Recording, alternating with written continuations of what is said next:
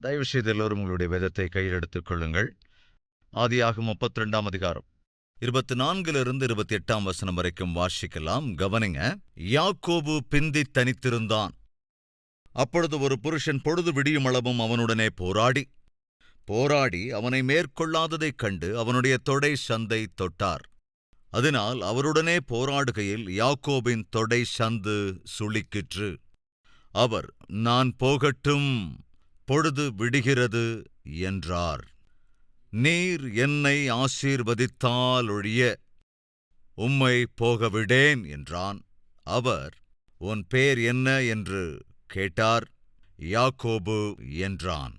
அப்பொழுது அவர், உன் பேர் இனி யாக்கோபு என்னப்படாமல் இஸ்ரவேல் என்னப்படும்.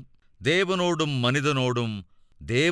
மனிதரோடும் போராடி மேற்கொண்டாயே என்றார். கவனிங்க. பாவ காரியங்களை செய்வது பாவியின் குணம். மனம் திரும்புவது பரிசுத்தவானின் குணம். பாவம் செய்ய தூண்டுவது சாத்தானின் குணம். பாவியை மன்னிப்பது என் ஆண்டவராகிய இயேசு கிறிஸ்துவின் அற்புத குணம். கடந்த வருடத்திலே எத்தனையோ முறை எத்தனையோ விதத்திலே நாம் தப்பியிருக்கிறோம், வழிதப்பி போயிருக்கிறோம், தப்பு செய்திருக்கிறோம். ஆனாலும் ஆண்டவர் நம்மை மன்னித்து வந்திருக்கிறார். அது மாத்திரமில்லாமல் இன்னும் ஒரு புதிய வருடத்தையும் தேவன் அருளிச் செய்திருக்கிறார். எதற்காக என்றால், நாம் கடந்த காலத்திலே செய்த தவறுகள் எல்லாவற்றையும் மன்னித்து புதியதாக நமக்கு ஒரு ஆரம்பத்தை தர வேண்டும் என்று தேவன் விரும்புகிறார். புதிய வாழ்க்கையை புதிய வருடத்திலே புதிய தீர்மானங்களோடு, புதிய ஆவிக்குரிய நடத்தையோடு, ஒரு புதிய இருதயத்தோடு கூட ஆரம்பிக்க வேண்டும் என்று தேவன் விரும்புகிறார். A new beginning, புதிய ஆரம்பம். பைபிள் சொல்லுகிறது, ஒருவன் கிறிஸ்துவுக்குள் இருந்தால். உங்களை எத்தனை பேர் கிறிஸ்துவுக்குள் இருக்கீங்க? கொஞ்சம் கை உயர்த்தி காட்ட முடியுமா? என்றால் வேதம் தெளிவாக சொல்லுகிறது, நீங்கள் யாராக இருந்தாலும் கிறிஸ்துவுக்குள் இருந்தால் நீங்கள் ஒரு புது சிருஷ்டியாயிருக்கிறீர்கள். பழையவைகள் எல்லாம் ஒழிந்து போய் எல்லாம் புதிதாயிருக்கிறது. பழையவைகள் கழிந்து போயிற்று. பழைய வாழ்க்கையிலே, பழைய வருடத்திலே என்னவெல்லாம் செய்தீர்களோ, தேவன் விரும்பாதது, உங்கள் மனதுக்கு பிடிக்காதது, உங்கள் வாழ்க்கைக்கு நஷ்டத்தை கொண்டு வந்த இவைகளையெல்லாம் செய்தீர்களோ, அவைகளெல்லாம் ஒழிந்து விட்டது, அவைகளெல்லாம் கடந்து போய்விட்டது. தேவன் உங்கள் வாழ்க்கையில் எல்லாவற்றையும் புதுமையாக்கி ஒரு புது வருடத்தை தர வேண்டும் என்று விரும்புகிறார். அப்போ உங்கள சில பேர், பிரதர், என்னுடைய வாழ்க்கையில a new beginning, ஒரு புதிய ஆரம்பம் வர வேண்டும் என்ற ஆசையாயிருக்கிறது, ஒரு புதிய மனிதனாய் வாழ வேண்டும் என்ற ஆசை எனக்கும் இருக்கிறது. ஆனால் நான் ஒரு பயங்கர பாவி, அளவற்ற பாவங்களை செய்து கொண்டிருந்தவன், எத்தனையோ பேரை ஏமாற்றியிருக்கிறவன், எத்தனையோ பேருடைய வாழ்க்கையிலே ஏமாற்றத்தை கொடுத்தவன். இந்த ஏமாற்றுக்காரனை, இந்த மாயக்காரனை தேவன் மன்னித்து ஒரு புதிய ஆரம்பத்தை தருவாரா? ஒரு புது மனிதனாக என்னை மாற்றுவாரா? யாரையோ ஏமாற்றியிருந்தால் கூட பரவாயில்லை. என் தகப்பனையே ஏமாற்றினேன், என் மனைவியை ஏமாற்றியிருக்கிறேன், என்னுடன் பிறந்தோரை ஏமாற்றியிருக்கிறேன், என்னை நம்பினவர்களுக்கு துரோகம் செய்து ஏமாற்றியிருக்கிறேன், என் உறவுக்காரர்களை ஏமாற்றியிருக்கிறேன், என் வாழ்க்கையை ஏமாற்றம் நிறைந்துதான். இப்படி ஒரு ஏமாற்றுக்காரனை, மாயக்காரனை தேவன் மன்னித்து ஒரு புதிய வாழ்க்கையை தருவாரா, புதிய ஆரம்பத்தை இந்த புது வருடத்திலே தருவாரா என்று கேள்வி கேட்டால், அந்த கேள்விக்கான பதில் எஸ். எப்படி சொல்ல முடியும்?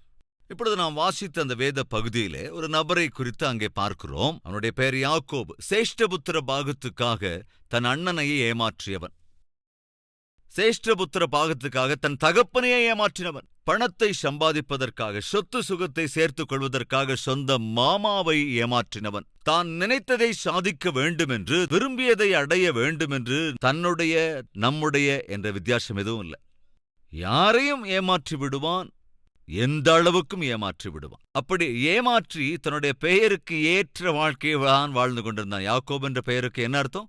எத்தன். அந்த பெயருக்கேற்ற வாழ்க்கையைத்தான் வாழ்ந்தான். ஏமாற்றுக்காரனாக வாழ்ந்தான், மாயக்காரனாக வாழ்ந்தான், சொத்து சம்பாதிக்க எத்தனாக வாழ்ந்தான், பணத்தை சம்பாதித்துக் கொண்டான், எல்லாவற்றையும் பெற்றுக்கொண்ட பிறகு ஒரு நாள் தனிமையிலே இருக்கின்றான். என் அன்பு சகோதர சகோதரிகளே, நீ எவ்வளவுதான் சொத்து சம்பாதித்தாலும், எவ்வளவு ஆஸ்தியை சேர்த்து வைத்தாலும், தன ஐஸ்வர்யங்கள் இருந்தாலும், பேரும் புகழும் உனக்கு ஒருவேளை இருந்தாலும், பணபலமும் ஆள் பலமும் எக்கச்சக்கமாயிருந்தாலும் ஒரு நாள் வரப்போகிறது, அந்த நாள் உன்னை தனியாளாக்கிவிடும். தனிமையாய் நீ மிஞ்சி நிற்க வேண்டிய சூழல் உண்டாகும். அனைவரும் அனைத்தும் இருக்கிற போதும் அனாதையைப் போல ஒற்றையாளாய் நிற்க வேண்டிய ஒரு நாள் வரப்போகிறது. எல்லாம் இருக்கிற போதும் கூட எதுவுமே இல்லாதது போல் பதறுகிற ஒரு நாள் வரப்போகிறது. அந்த நாள் யாக்கோபின் வாழ்க்கையில் வந்தது.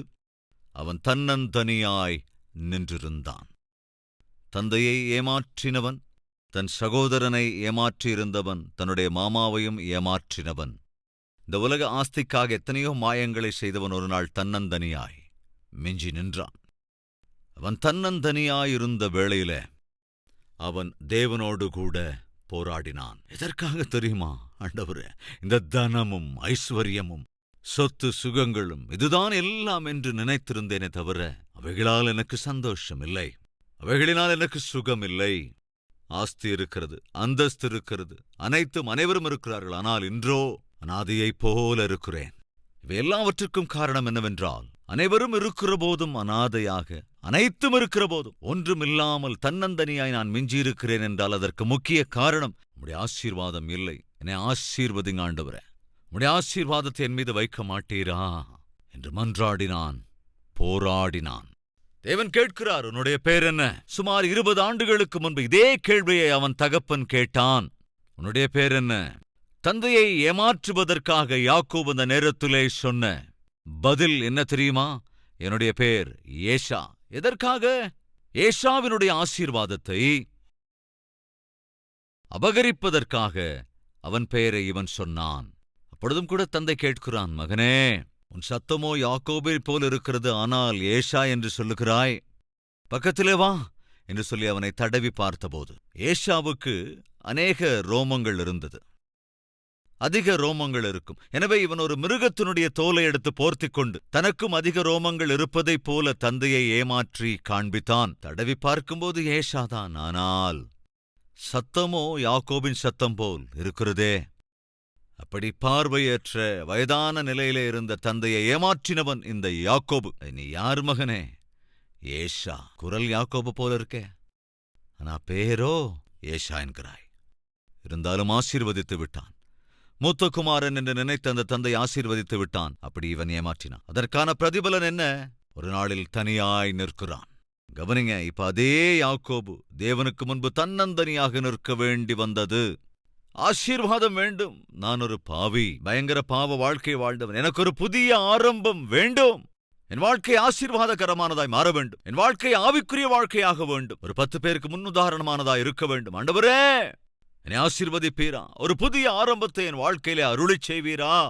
இதுவரைக்கும் எத்தனையோ வருடங்கள் கடந்து போய்விட்டது. எந்த இலக்கும் இல்லாமல் கழிந்து போய்விட்டது. சுகமோ சௌக்கியமோ சந்தோஷமோ சமாதானமோ இல்லாமலேயே கடந்து போய்விட்டது. அன்பு, பாசம் இவை எதுவும் இல்லாமல் கடந்து போய்விட்டது. ஆனால் ஒரு புதிய ஆரம்பத்தை என்னுடைய வாழ்க்கையில நான் கேட்கிறேன். அப்பா, நான் தனிமையாய் நிற்கிறேன், என்னை ஆசீர்வதிப்பீரா? அப்பொழுதுதான் தேவன் கேட்கிறார் அவனிடத்துல, உன்னுடைய பேர் என்ன? அதே கேள்வியை அவன் தகப்பன் கேட்டபோது பொய் சொன்னான். அதே கேள்வியை தேவன் கேட்டபோதோ பொய் சொல்ல முடியவில்லை. எஸ் ஃப்ரெண்ட்ஸ், தேவனுக்கு முன்பு பொய் சொல்லுவது சாத்தியம் அல்ல. தேவனுக்கு முன்பு வேஷம் போடுவதும் சாத்தியமல்ல. தேவனுக்கு முன்பாக நடிப்பது சாத்தியமே அல்ல. என்றாவது ஒரு நாள் தேவனுக்கு முன்பாக உள்ளதை உள்ளபடி உன் வாழ்க்கையை அர்ப்பணித்தே ஆக வேண்டும். அன்றும் யாக்கோபு உள்ளதை உள்ளபடி தேவனுக்கு முன்பாக உண்மையை சொல்லி அர்ப்பணித்தான். ஆண்டவரே, நான் யாக்கோபு. யாக்கோபு என்ற பெயருக்கு அர்த்தம் எத்தன். ஆண்டவரே, நான் ஒரு எத்தன், ஏமாற்றுக்காரன், ஏமாற்றி இதுவரை வாழ்ந்து கொண்டிருந்தவன். என்னுடைய வாழ்க்கையில ஒரு புதிய ஆரம்பம் எனக்கு கிடைக்குமா? என்னை போன்ற ஒரு ஏமாற்றுக்காரன் சரியாக முடியுமா? என்னை போன்ற ஒரு மோசக்காரன் நல்லவனாக மாற முடியுமா? அந்நாளிலே யாக்கோபு தன் வாழ்க்கையில் ஒரு புதிய மாற்றத்தை கேட்டபோது தேவன் என்ன செய்தார் தெரியுமா? இனிமேல் உன்னுடைய பெயர் யாக்கோபு அல்ல, இனி உன் பேர் இஸ்ரவேல் என்று நான் பெயரிடுகிறேன் என்று தேவன் யாக்கோபுக்கு ஒரு புதிய பெயரை சூட்டி ஒரு புதிய ஆரம்பத்தை அந்த ஏத்தனுடைய வாழ்க்கையிலே தேவன் அருளிச் செய்து ஒரு அற்புதமான ஆவிக்குரியவனாய் அவனை மாற்றினார். அதே தேவன் இன்று உன்னுடைய வாழ்க்கையிலும் கடந்த காலத்தில் எப்பேற்பட்டவனாயிருந்தாலும், மனிதர்களை ஏமாற்றியிருந்தாலும், மோசம் செய்திருந்தாலும், இந்த நாளிலே, இந்த புது வருடத்திலே அதே பழைய பாவ வாழ்க்கை நீ தொடர்வதற்கு தேவன் விரும்பவில்லை. உன்னுடைய வாழ்க்கையில் ஒரு மாற்றத்தை தேவன் விரும்புகிறார். ஒரு புதிய பிரயாணத்தை, ஒரு புதிய ஆரம்பத்தை உனக்கு தர விரும்புகிறார். நீ எப்பேற்பட்ட மோசக்காரனாய் இருந்தாலும் ஒரு புத்தம் புதிய ஆரம்பத்தை தேவன் உனக்கு அருள விரும்புகிறார். புதிய ஆரம்பத்தை பெற்றுக்கொள்வதற்கு, ஆரம்பிப்பதற்கு நீ தயாராக இருக்கிறாயா என்றால் கவனி. யாக்கோபு என்ற எத்தனை ஏமாற்றுக்காரனை தேவன் மாற்றி ஒரு புதிய மனிதனாக மாற்றி இஸ்ரவேல் என்று பெயரிட்டு அழைத்தார். நான் உன்னை ஆசீர்வதிக்கிறேன். தேவன் எவ்வளவாய் யாக்கோபை ஆசீர்வதித்தார் என்றால் அவனுடைய பெயரை இன்று ஒரு தேசமே கொண்டிருக்கும்படியாக தேவன் அவனை ஆசீர்வதித்தார். ஒரு காலத்தில் ஒரு ஏமாற்றுக்காரன் யாக்கோபு, ஒரு காலத்தில் ஒரு ஏத்தன். ஆனால் இன்று இந்த உலகமே மிகவும் சக்தி வாய்ந்த தேசத்தில் ஒன்றாக ஏற்றுக்கொள்ளுகிற அந்த இஸ்ரவேல் தேசம் எங்கிருந்து வந்தது தெரியுமாங்க? யாக்கோபின் பெயரிலிருந்து வந்ததுதான். எவ்வளவு ஆசீர்வாதம் பாருங்க. ஒரு காலத்தில் அதே யாக்கோபு ஏமாற்றுக்காரன். ஆனால் தேவன் அவனை தரிசித்த போது, தேவனை அவன் கண்டுகொண்ட போது ஒரு புதிய ஆரம்பம். இந்த நாளிலும் உங்களில் எத்தனை பேர் ஆசைப்படுகிறீர்கள்? கடந்தது கடந்து போகட்டும். கடந்த காலத்தில் எப்படியோ ஒரு வாழ்க்கையை வாழ்ந்து வந்துவிட்டேன். ஆனால் இன்று ஒரு புதிய வாழ்க்கையை, ஒரு புதிய மனிதனாக, புதிய மாற்றத்தோடு ஆரம்பிக்க நான் விரும்புகிறேன். தேவன் எனக்கு இறங்கி என்னை ஆசீர்வதித்து என்னுடைய வீட்டாருக்கு, என்னுடைய குடும்பத்தாருக்கு, என்னுடைய சுற்றத்தாருக்கு ஆசீர்வாதகரமாக நான் இருக்க வேண்டும். என் வாழ்க்கை இருக்க வேண்டும். நான் மரித்தாலும் என் வாழ்க்கை ஆசீர்வாதகரமானதா இருக்க வேண்டும். என்னை குறித்த எண்ணங்களே ஆசீர்வாதமா இருக்க வேண்டும். ஃப்ரெண்ட்ஸ், 4000 ஆண்டுகள் கடந்து விட்டது யாக்கோபு மரித்து, யாக்கோபு இறந்து போய். ஆனால் இன்றும் கூட யாக்கோபு நம் எல்லோருக்கும் ஆசீர்வாதகரமாய் இருக்கிறான். எப்படி? ஒரு காலத்தில் அவன் ஒரு எத்தன், ஏமாத்துக்காரன். ஆனால் அவன் வாழ்க்கையை ஆண்டவரிடத்தில் அர்ப்பணித்து மாற்றத்தை பெற்றுக்கொண்டவன். அநேகருக்கு ஒரு வழிகாட்டியாய் இருக்க வேண்டும் என்று விரும்பினவன். தேவன் அவனை ஆசீர்வதித்தார் என்றால் கட்டாயம் உங்களையும் ஆசீர்வதிப்பார் என்று ஏறக்குறைய 4000 ஆண்டுகளுக்கு பிறகு இன்றும் கூட அதே யாக்கோபு, மாற்றம் பெற்ற யாக்கோபு பேசுகிறான் அல்லவா? அதேபோல் நாம் மரித்ததற்கு பிறகும் கூட நம்மை குறித்ததான சம்பாஷணை, உன்னை குறித்ததான சம்பாஷணை, உன்னை குறித்ததான நினைவுகள் உன் குடும்பத்திற்கும் வரப்போகிற தலைமுறைக்கும் ஆசீர்வாதமாயிருக்க வேண்டும் என்று ஆசைப்படுவோர் இருந்தால் உங்கள் கரங்களை ஆண்டவருக்கு உயர்த்தி காண்பிக்கிறீர்களா? என்றால் இன்று அந்த மாற்றம் வர வேண்டும். இந்த புதிய வருடத்தினுடைய இந்த முதல் தினத்திலே உன் வாழ்க்கையை புதிதாய் நீ ஆரம்பிக்க வேண்டும். எப்பேற்பட்ட ஏமாற்றுக்காரனாய், பாவியாயிருந்தாலும் உன் வாழ்க்கையை மாற்றுவதற்கு என் தேவன் தயாராய் இருக்கிறார். யாக்கோபை அவர்தான் மாற்றினார். யாத்ராகமத்தின் புஸ்தகம் 2வது அதிகாரம் 11வது வசனம்.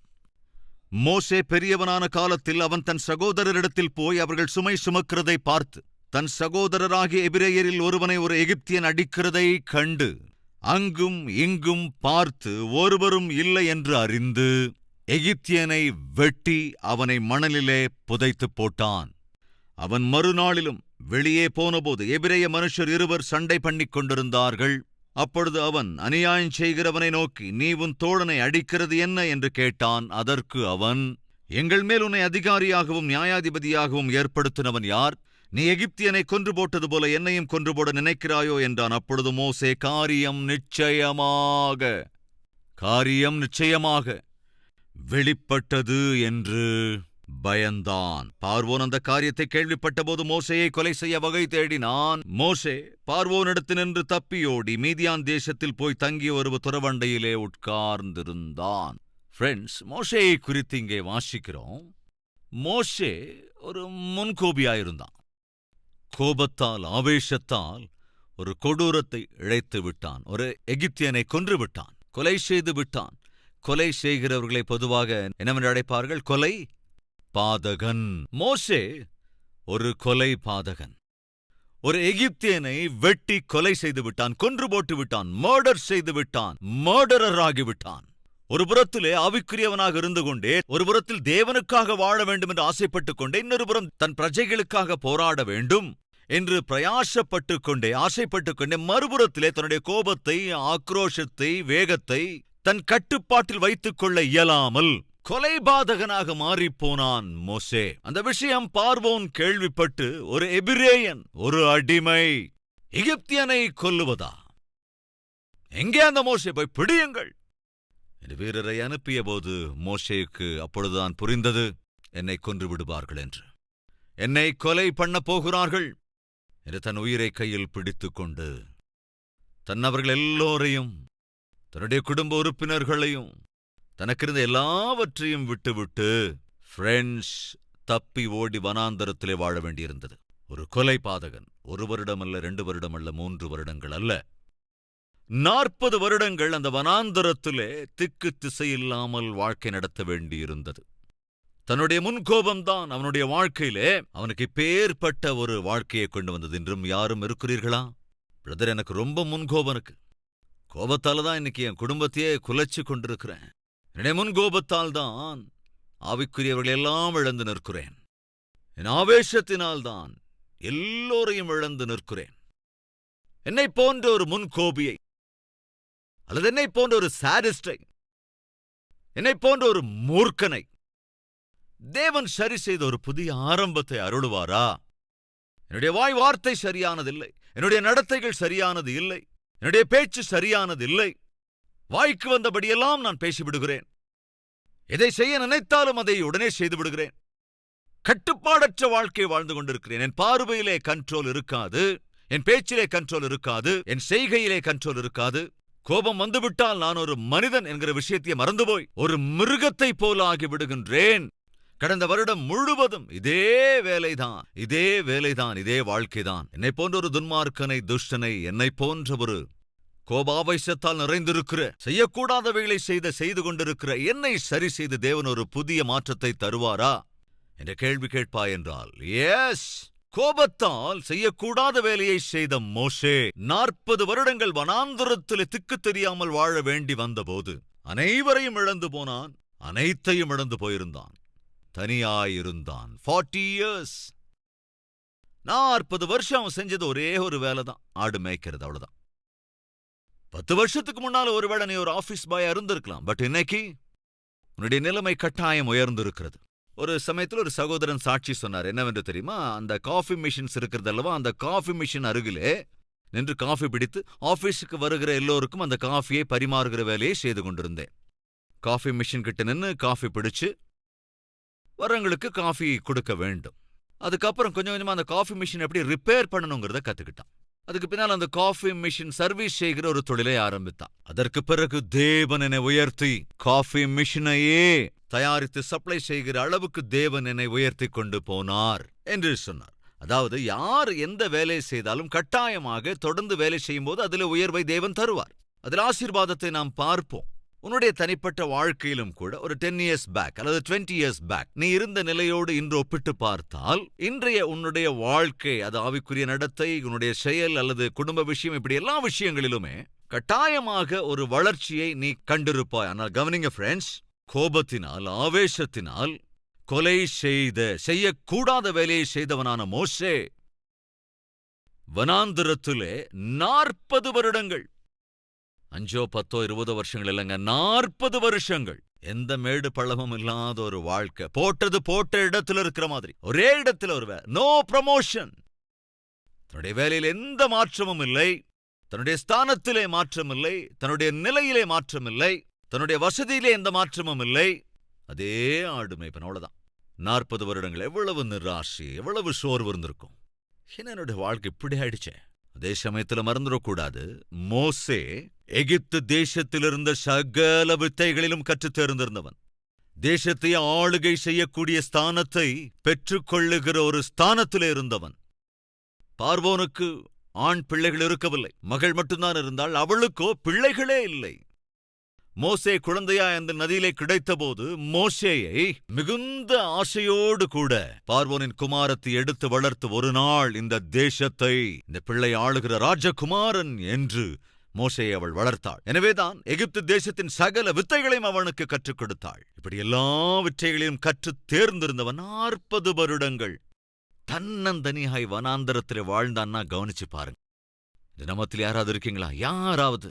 பிரதர், எனக்கு எல்லா விஷயங்களும் தெரியும் பிரதர், நல்ல தெளிவும் திறமையும் உள்ளவன் தான். ஆனா என்னுடைய கோபத்தினால, ஆவேசத்தினால எனக்கு எல்லாத்தையும் இழந்த தனியாளா நிக்கிறேன். ஒரு பெரிய வேலையில இருந்தேன் பிரதர், நானு ஒரு நல்ல வியாபாரத்தை செய்து கொண்டிருந்தவன், நான் ரொம்ப நல்லா சம்பாதிச்சுக்கிட்டு இருந்தேன் பிரதர், அநேகரோடு கூட ரொம்ப இணைந்து இருந்தவன் பிரதர் நான். ஆனால் இன்று நான் என்றோ செய்த ஒரு தவறான செயலால், செய்யக்கூடாததை செய்ததினால் தனியாளாக நிற்கிறேன். என்னை போன்றவனுடைய வாழ்க்கையில இன்னும் ஒரு புதிய ஆரம்பம் சாத்தியமா பிரதர்? ஒரு புதிய வாழ்க்கையை ஆரம்பிப்பதற்கான வழி இருக்கிறதா? நான் கடந்த காலத்தை மறந்து ஒரு புதிய மனிதனாக மாறி ஒரு அற்புதமான எதிர்காலத்தை பெற்றுக்கொள்வதற்கான வாய்ப்பு இருக்கிறதா என்று கேள்வி கேட்பாய் என்றால், என் ஆண்டவருக்கு எல்லாம் சாத்தியம். அன்று தேவன் மோசேயை தரிசித்தார்.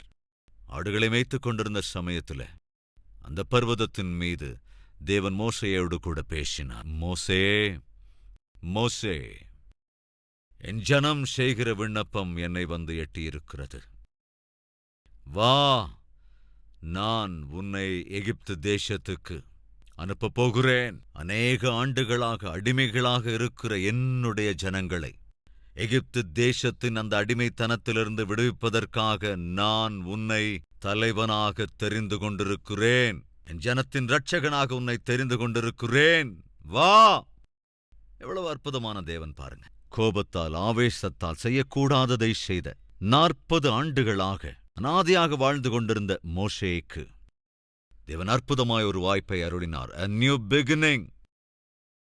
ஒரு அற்புதமான தலைவனாக ஒரு புதிய ஆரம்பத்தை தேவன் அருளினார்.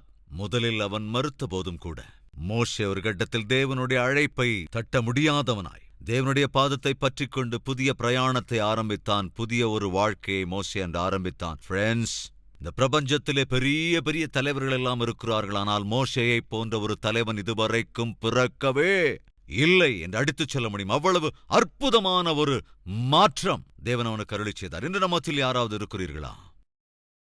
கோபத்தினாலே, தாபத்தினாலே, ஆவேசங்களினாலே எல்லாவற்றையும் இழந்து போய் எல்லோரையும் இழந்து போயிருக்கிறவர்கள். நஷ்டப்பட்டு விட்டேன், கஷ்டத்துக்கு ஆளாகிவிட்டேன், ஒற்றை ஆளாய் நிற்கிறேன், கணவனை பிரிந்து விட்டேன், மனைவியை பிரிந்து விட்டேன், பிள்ளைகளை கூட பிரிந்து விட்டேன், வீட்டாரையும் விட்டு பிரிந்து விட்டேன், வாழ்க்கையே நடுவீதிக்கு வந்து விட்டது. அப்பேற்பட்ட என்னுடைய வாழ்க்கையிலே மறுபடியும் ஒரு மாற்றம் வருமா?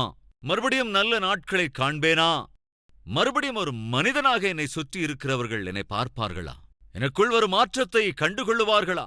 தேவன் எனக்கென்று ஒரு புதிய ஆரம்பத்தை தருவாரா என்று இந்த புது வருடத்தில் கேள்வி கேட்பாய் என்றால் அதற்கான பதில் எஸ். இந்த புது வருடத்திலே இன்று முதற்கொண்டு தேவன் உன்னுடைய வாழ்க்கையிலே ஒரு புதுமையை புகுத்த வேண்டும் என்று தேவன் விரும்புகிறார். A new beginning. புதிய ஆரம்பத்தை தர வேண்டும் என்று விரும்புகிறார். ஒரு ஏமாற்றுக்காரனின் வாழ்க்கையிலே ஒரு புதிய ஆரம்பத்தை தந்தார். ஒரு கொலைபாதகனின் வாழ்க்கையிலும் ஒரு புதிய ஆரம்பத்தை அருளினார். உன்னுடைய வாழ்க்கையிலும் ஒரு புதிய ஆரம்பத்தை தர வேண்டும் என்று தேவன் விரும்புகிறார். இந்த புதிய ஆரம்பம் இந்த புதிய வருடத்திலே இந்த புதிய நாளிலே எனக்கு வேண்டும் என்று சொல்வோர் என்னோடு கூட ஜெபத்திலே ஒருமனப்படுகிறீர்களா?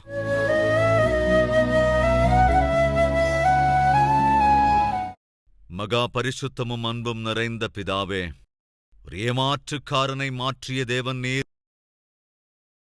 ஒரு கொலைபாதகனை ஒப்பற்ற தலைவனாய் மாற்றிய தேவன் நீர், ஒரு புதிய ஆரம்பத்தை அவர்களின் வாழ்க்கையிலே அருளிச் செய்தீர். அதே விதத்தில் இந்த வருடத்தின் துவக்கத்திலேயே, துவக்க நாளிலேயே ஆண்டவரே, எங்கள் வாழ்க்கையிலே ஒரு புதிய ஆரம்பம், a new beginning, a new start அருளிச் செய்யுங்க ராஜா. அதற்காக இந்த ஜெபத்திலே ஒருமனப்பட்டிருக்கிற ஒவ்வொருவரையும் ஆண்டவரே நீர் புதிதாக்கி பழைய பாவ வாழ்க்கையிலிருந்து விடுதலை செய்து இது முதற்கொண்டு ஆண்டவரே உம்முடைய உதவியோடு கூட வல்லமையோடு கூட ஒரு புதிய மனிதனாய் வாழ்கிற கிருபை எங்களுக்கு அருள வேண்டும் என்று இயேசுவின் நாமத்தில் வேண்டிக் கொள்கிறோம் பிதாவே. ஆமென். எங்கள் முகவரி கல்வரி, தபால் பெட்டி எண் 30, குக்கட்பள்ளி, ஹைதராபாத் 72.